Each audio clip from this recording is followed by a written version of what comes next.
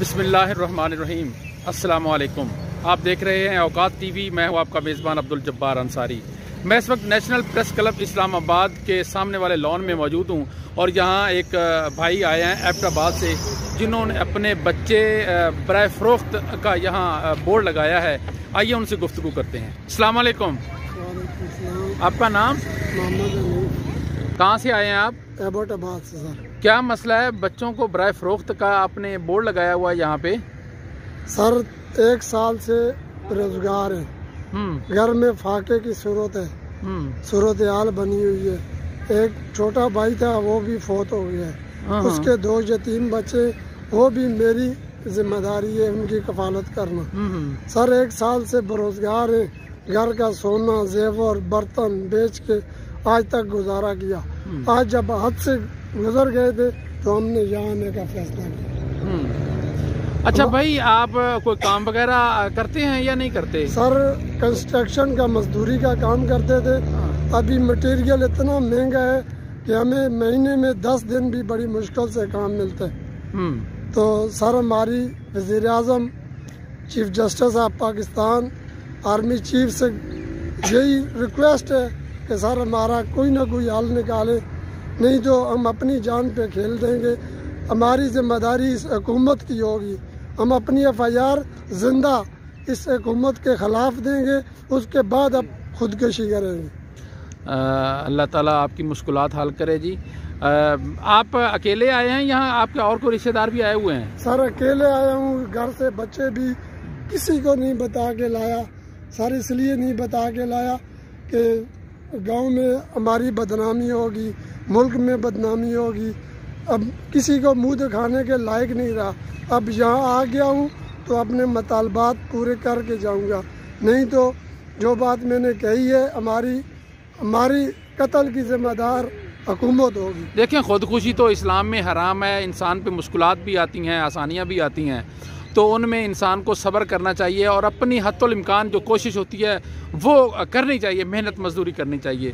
तो आप तो एक माशाल्लाह मेहनत कश आदमी है, मेहनत करने वाले हैं, तो आप इस तरह की बातें क्यों कर रहे हैं? सर मेहनत कर रहे हैं, जब हमारा 30 से 35 हज़ार का खर्चा है, 12 से 15 हज़ार की आमदन है, तो सर हम क्या करें? इस मुल्क के हुक्मरान बताएं हम क्या करें? कितनी अयाशियों में मसरूफ़ है। सर इनके रोज़ाना जितने लाखों करोड़ों रुपए के सर ये खाने खाते, तो हम गरीब आटे का थैला नहीं खरीद सकते। 4 बच्चे मेरे हैं, 2 बच्चे मेरे भाई के, वो इंतकाल कर चुके हैं, तो सर वो छोटे, नहीं तो उनको भी लाता। अच्छा, ये आप खुदकुशी तो हराम है, तो आप मतलब मेहनत करें, काम करें। अल्लाह ताला राज़िक अल्लाह ताला की ज़ात होती है, तो आप इसका हुकूमत को मुर्द इल्ज़ाम क्यों ठहरा रहे हैं? सर इसलिए ठहरा रहे हैं कि हुकूमत 1 करोड़ नौकरियों का वादा किया, 50 लाख घरों का वादा किया, वो हमें नहीं मिलेंगे तो किसको मिलेंगे? वो किसको दिए? किस आखिर पता चले हमें भी ना। हम भी मीडिया के ज़रिए सुनते हैं, रोज़ाना ख़बरें देखते हैं। आज दिन तक सर 4 साल हो गए, 100 दिन का इन्होंने वादा किया, 100 दिन के बजाय 1000 से भी तजावज़ कर गया। सर हमारी सब्र का पैमाना लबरेज हो चुका है, इसलिए हम यहाँ आए, पहले हुकूमत को आगाह कर रहे हैं। कल ये ना हो कि हुकूमत सारी जिम्मेदारी हमारे सर पे डाले, इसलिए हम यहाँ आए, पहले आगाह कर रहे हैं, फिर इस पे लाया अमल बाद में करेंगे।